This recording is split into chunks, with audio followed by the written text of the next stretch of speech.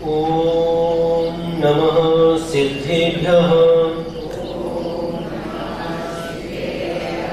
ओम नमः सिद्धेभ्यः।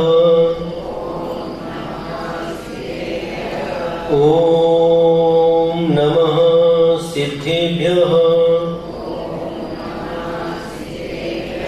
नमो अरहन्ताणं नमो सिद्धाणं नमो आयर्याणं नमो वज्रायाणं नमो लोये सवसाहुणम्। पंच परमेष्ठी भगवान की, 24 तीर्थंकर भगवान की, विद्यमान 20 तीर्थंकर भगवान की, आचार्य गुरुवर श्री विद्यासागर जी महाराज की, ज्येष्ठ मुनि श्री नियम सागर जी महाराज की।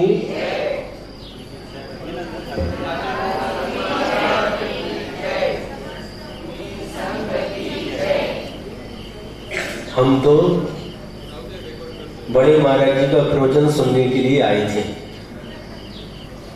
यहाँ आकर के मालूम हुआ कि आज कर्नाटक के बहुत सारे लोग आए हैं, इसलिए महाराज का प्रवचन कन्नड़ में होगा।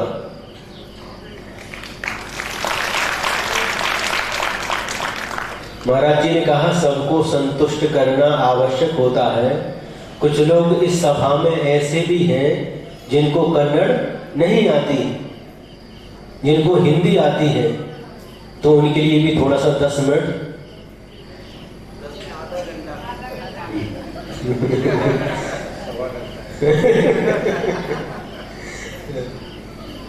कल आप लोगों ने प्रवचन के बीच में उस जो रिकॉर्डिंग की गई थी चारित्र चक्रवर्ती आचार्य श्री शांति सागर महाराज जी का वह प्रवचन मराठी भाषा में आप सभी ने सुना, जो लोग यहाँ इस सभा में मौजूद थे।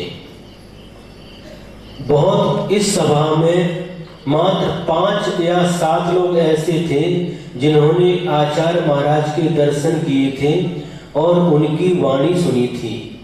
लेकिन कल सभी ने आचार्य शांति सागर महाराज जी का वह अंतिम उपदेश सुना, पढ़ा था लेकिन पहली बार सुना। सुपार सागर महाराज जी वो बोल रहे थे, महाराज जी मैंने भी पहली बार सुना, कभी सुना ही नहीं था। और उस उपदेश के अंतर्गत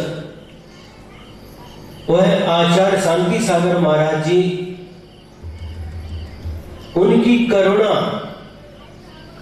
उनकी पीड़ा उस प्रवचन के माध्यम से झलक रही थी।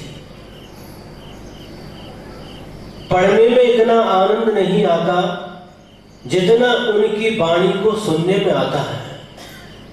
कितनी बार कह रहे थे, बाबा रे बाबा, ए आत्मा अकेला आहे, इस आत्माचा कोणी नाही। आत्मा का कल्याण कसा होईल, सम्यक तो धारण करा, संयम धारण करा, त्याशिवाय आत्माचा कल्याण होणार नाही। कितनी करुणा उनकी वाणी में झलक रही थी। एक लंबे उपवास के बाद जब काया एकदम क्षीण हो गई थी,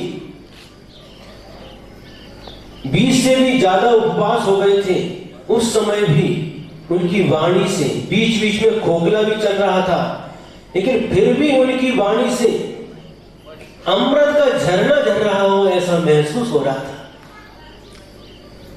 आज यह दक्षिण भारत में पूरी की पूरी जनता और उत्तर भारत में भी आचार्य शांति सागर महाराज जी के प्रति उनका नाम आते ही एकदम हृदय नतमस्तक हो जाता है, उनके चरणों की भक्ति में डूब जाता है। लेकिन इतना ही पर्याप्त नहीं है। आचार्य महाराज ने क्या कहा, एक एक शब्द, उनकी वाणी आगम से बिल्कुल ओतप्रोत है।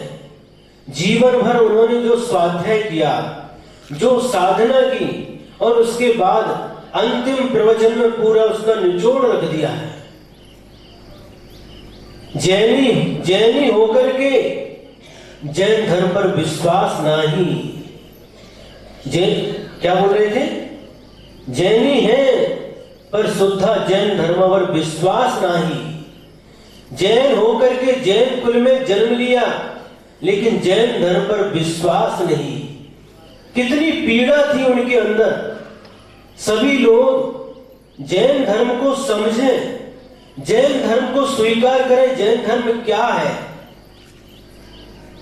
इसको समझ करके उसी जैन धर्म को अपने जीवन में स्वीकार करें। ऐसी करुणा उनकी वाणी से झलक रही थी। कितनी पीड़ा थी। बार बार समझा रहे हैं, भ्यू नका, बाबा ने भ्यू नका, सम्यक तो धारण करा, संयम धारण करा, भ्यू नका। और जो उनकी वाणी थी, वही वाणी उनकी नहीं थी। वाणी तो भगवान की वाणी थी, वीतराग प्रभु की वाणी थी। उसी वाणी को उन्होंने कहा है, और उसी को आचार्य विद्यासागर महाराज जी कहते हैं, और इसी वाणी को मुनिश्री नियम सागर महाराज जी भी कहते हैं। कोई अलग नहीं है। लेकिन हम कुछ ऐसी परिस्थिति का निर्माण हुआ है, उस वास्तविक वाणी से दूर हो गए हैं। जैन धर्म क्या है, जैन धर्म के सिद्धांत क्या है, इस पर हमको चिंतन करना होगा और एक एक शब्द को अपने जीवन में साकार करना होगा।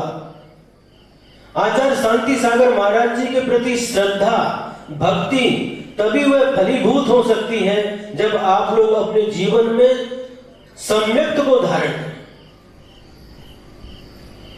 क्या कहा?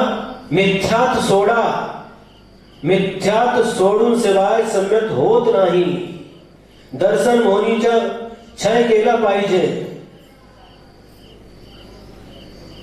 तर खरा सम्यक्त होतो। कैसी कैसी वाणी निकल रही, देखो।